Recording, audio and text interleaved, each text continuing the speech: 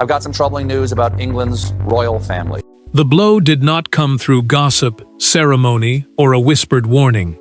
It came through a sealed royal instruction, carrying the authority of the late Queen herself. Inside the palace, Sophie stood beside a document that changed Camilla's position in a single devastating stroke. Elizabeth's secret decree permanently barred her from occupying or controlling a protected group of senior royal residences. And when the meaning became clear, one question vanished immediately. This was no temporary humiliation. Before we go deeper into what this really means for the royal family, make sure to subscribe so you don't miss a single update. Sophie remained composed inside Windsor, but the weight of what had just been activated was impossible to ignore. She had been summoned to witness the formal opening of an instruction left by Queen Elizabeth II for the future control of selected royal homes. The decree, a binding written command setting out how those residences were to be governed, did not simply recommend caution. It permanently excluded Camilla from holding private occupancy rights, residential control, or discretionary authority over the protected properties. Sophie, meanwhile, was named among those responsible for making sure the arrangement survived exactly as Elizabeth intended. Camilla read the crucial passage twice. Her eyes returned to the same word, permanent. She lowered the page, looked directly at Charles, and asked whether he could reverse it. The king did not answer immediately. That silence landed harder than any refusal. She placed one finger against the sentence, then slowly pushed the document across the table toward him. What wounded her was not simply the loss of access. These residences represented belonging, continuity, and a place inside the monarchy that she believed years beside Charles had finally secured. Sophie felt no victory. She understood that accepting Elizabeth's instruction placed her directly inside a conflict she had never asked to lead. The trusted confidant knew Camilla could easily see her involvement as personal. Yet refusing the responsibility would mean ignoring the confidence the late monarch had deliberately placed in her. That distinction mattered because Sophie was not being handed the homes themselves. She was being entrusted with protecting the limits surrounding them. Charles soon discovered something even more troubling. Elizabeth had written the restriction to survive changes of reign, marriage status, and household structure. Worse, the decree had been connected to a separate administrative mechanism governing the residences, meaning the monarch could not simply place it in a drawer and pretend it no longer existed. The Queen had anticipated resistance and built protection against it. Then Sophie reached the final notation. Another sealed attachment remained unopened, and its purpose was unmistakable. It explained why Elizabeth had believed such an extraordinary restriction was necessary at all. But the decree had not merely removed access to rooms and residences, it had placed 3 women, across 2 generations, inside a conflict that Elizabeth appeared to have anticipated long before anyone else did. For Camilla, the decree was not really about walls, keys, or bedrooms. It was about belonging. For Sophie, it was not truly a promotion. It was a burden passed down by a woman she had deeply respected. And for Elizabeth, whose words were now ruling the room even after her death, the decision represented something colder than affection and stronger than family loyalty. A final attempt to decide who could be trusted with the private heart of the monarchy. Sophie carried that weight more heavily than anyone around her realized. During Elizabeth's final years, she had become one of the family members trusted around sensitive matters, precisely because she rarely pushed herself forward. She listened. She kept confidence. She understood when silence mattered more than influence. That history now gave the decree a deeper meaning, because the late monarch had not selected her as a reward. She had selected her because discretion had become part of the protection surrounding the residences. Camilla felt the opposite. To her, those homes represented more than places to stay. They represented permanence inside a family, where acceptance had never come easily. Royal residences often carry emotional and institutional importance because access can signal who is trusted near the center of family life and who remains at the edge. That was why the restriction hurt so deeply. She turned to Charles and told him quietly that Elizabeth's decision seemed designed to mark her forever as someone who could stand beside the monarch without ever fully belonging to his world. Charles struggled to answer. He wanted to defend his wife, yet every attempt to soften the decree meant confronting his mother's final judgment. When Camilla asked whether years of loyalty had counted for nothing, he told her the restriction was not a verdict on their marriage. She looked back at him without comfort. To her, that distinction changed very little. Sophie found Edward after midnight and held the folder against her chest, as if putting it down might make the responsibility more real. She admitted that Camilla would almost certainly believe she had helped create the arrangement. Edward reminded her that refusing Elizabeth's instruction now would not remove the pain. It would only break the confidence the late Queen had deliberately placed in her. Sophie lowered her voice and said she wished Elizabeth had been there to explain it herself. Then, another detail emerged. A former household note described Sophie as a continuity custodian, meaning someone trusted to ensure that a long-term royal arrangement remained intact after the person who created it was gone. The phrase unsettled her because it proved Elizabeth had expected the responsibility to survive her death. Camilla soon learned something else. William and Catherine had already been told that certain residential protections existed, even though neither had seen the full wording. That knowledge sharpened the wound. She now understood that the boundary around her had existed before she ever saw the decree. And suddenly the real question was no longer who would enforce Elizabeth's decision. It was what had happened years earlier to make the Queen believe such protection was necessary. The answer lay not in the final days of Elizabeth's reign, but in one earlier incident that transformed private concern into a permanent royal command. Every permanent decision has a moment before it, one instant when hesitation disappears. For Elizabeth, that moment came during a private Windsor household meeting that almost nobody outside the room ever knew had occurred. What began as an argument over the future use of a royal residence became something far more serious.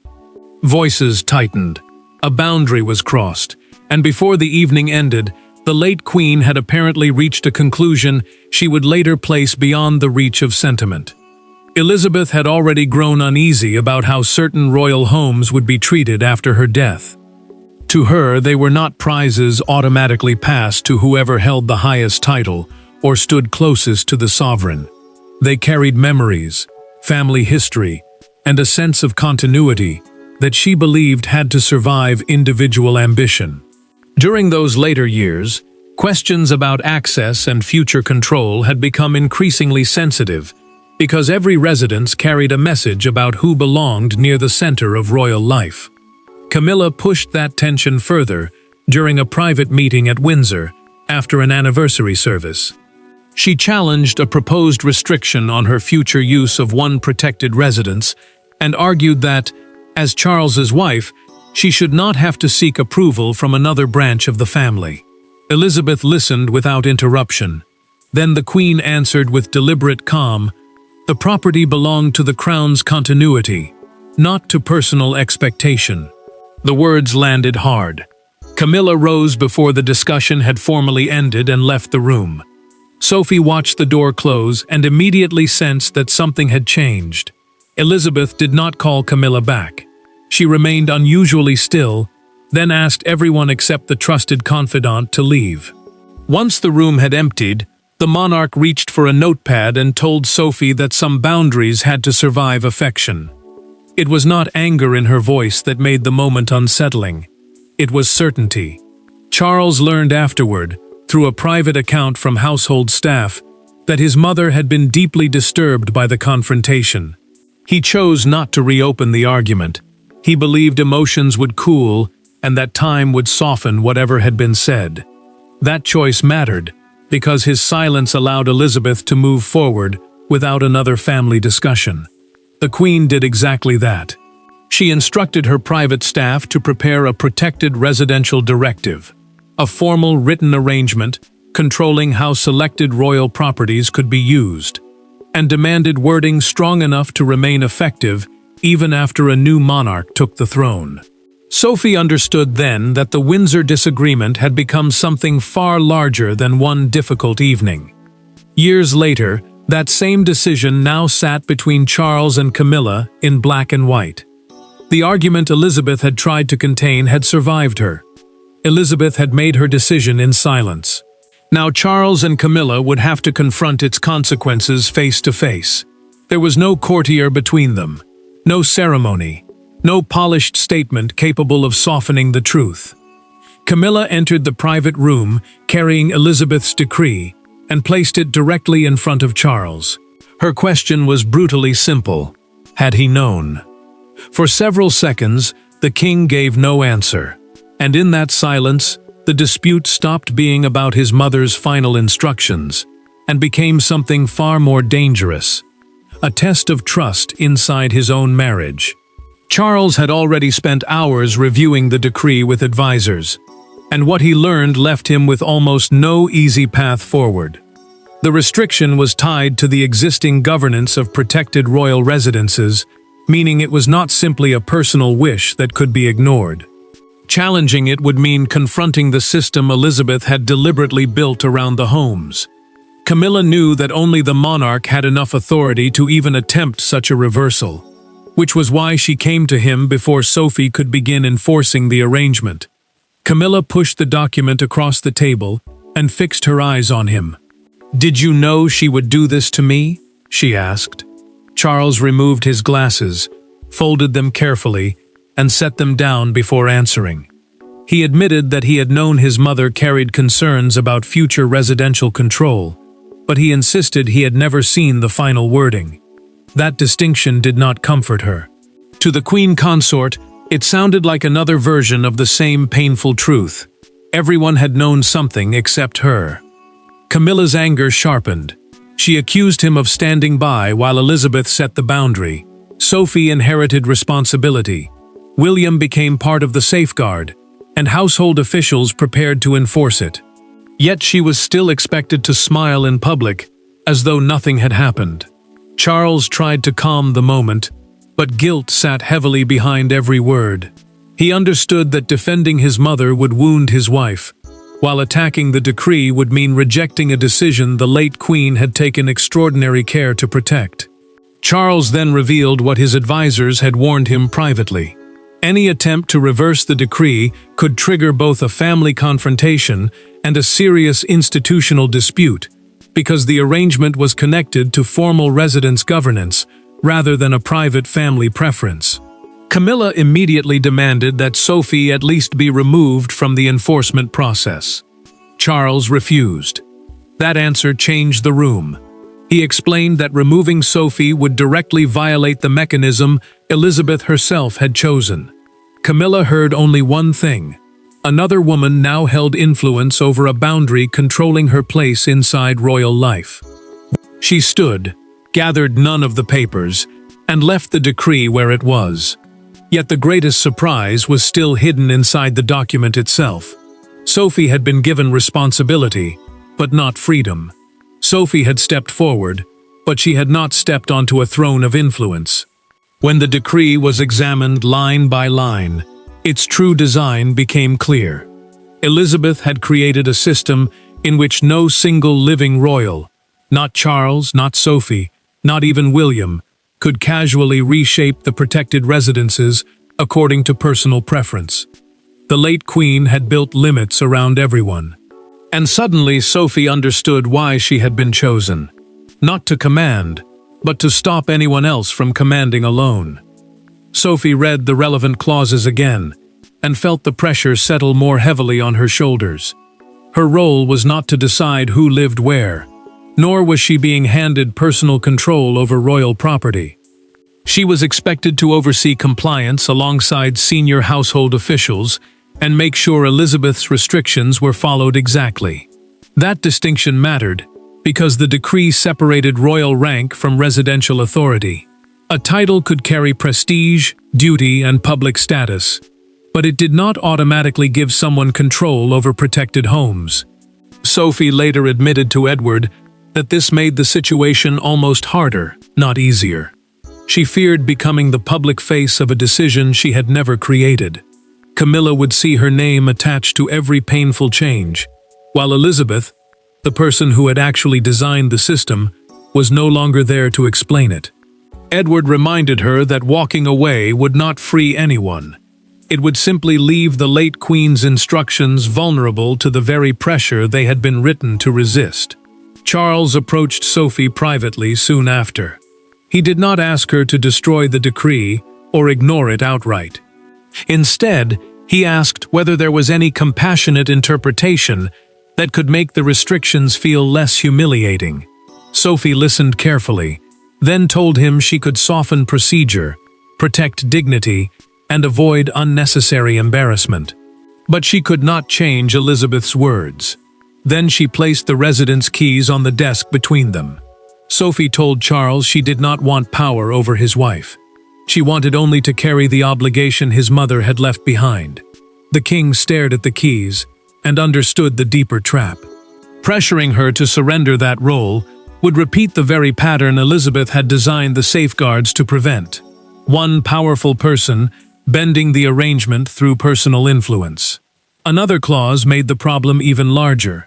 Any attempt to override the protected system automatically required consultation with the heir. That meant William could no longer remain at the edge of the dispute. Worse still, Sophie's responsibility could not be quietly removed unless the entire safeguard structure was formally dismantled. The conflict had now outgrown Camilla and Sophie. Then the restriction stopped being theoretical, because the first residence had to be reassigned, and Camilla was forced to experience what permanent actually meant. A decree can feel distant until somebody turns a key. The first real consequence arrived quietly, without a crowd and without ceremony. Camilla was informed that one of the protected residences could no longer be treated as part of her personal royal household. Staff access would change. Private arrangements would be revised. And when the final confirmation came, the humiliation was not dramatic or loud. It was worse. It was administrative, permanent, and impossible to pretend away. Camilla stared at the new accommodation schedule longer than she intended. The pages showed which rooms, staff routines, and private arrangements would now sit outside her control, making Elizabeth's decree real in a way no earlier discussion had managed. The protected residence network referred to the group of royal homes placed under special rules for long-term family continuity. Until now, those rules had felt like language on paper. Now they were changing where people could work, who could enter, and what she could still call part of her own household. Sophie supervised the transition with visible restraint. She instructed household officers to handle personal belongings carefully and avoid unnecessary disruption. Yet she refused to weaken the restriction itself. That balance mattered, because any appearance of cruelty would deepen Camilla's humiliation, while any private exception could unravel the safeguards Elizabeth had deliberately created. Sophie understood that every practical decision now carried an emotional consequence. Camilla remained seated after the staff left. A small stack of revised papers rested beside her, and when the outer door closed, the anger she had carried for days finally gave way.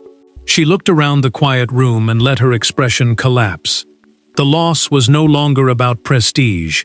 Spaces she had assumed would remain available to her were now formally beyond her control. Charles came to her soon afterward and tried to offer reassurance. Camilla stopped him before he could finish. She told him the issue was not where she slept.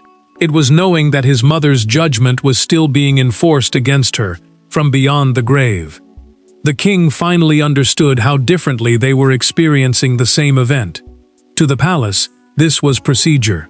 To his wife, it felt like rejection made permanent. Then, household officers uncovered another layer.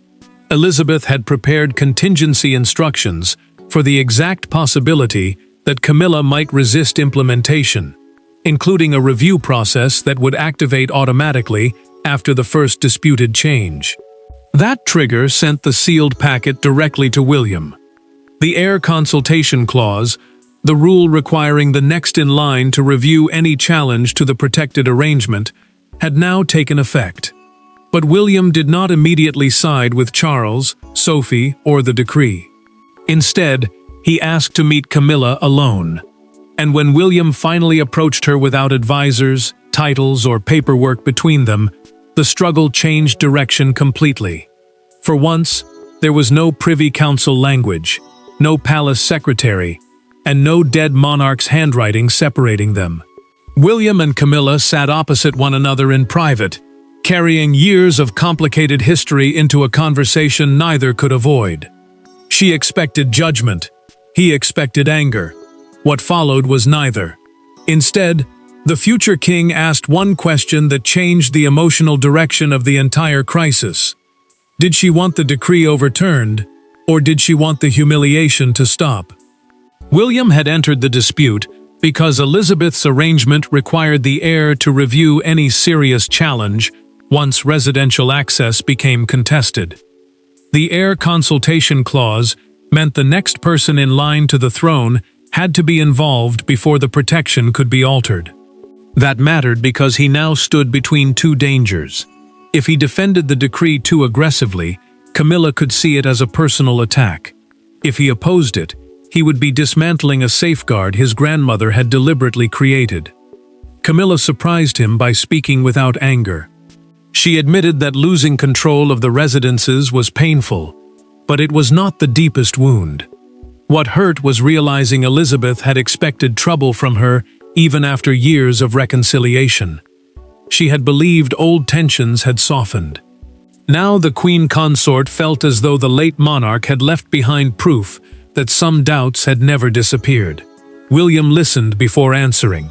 He acknowledged that the restriction was severe, but he warned that overturning it would transform a private family wound into a public contest over Elizabeth's final wishes.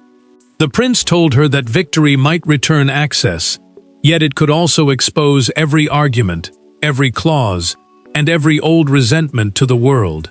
That would not restore dignity. It might destroy what remained of it. Then William offered another path. Camilla could retain dignified alternative residences, full personal privacy, and a respectful household arrangement without any public ceremony of removal.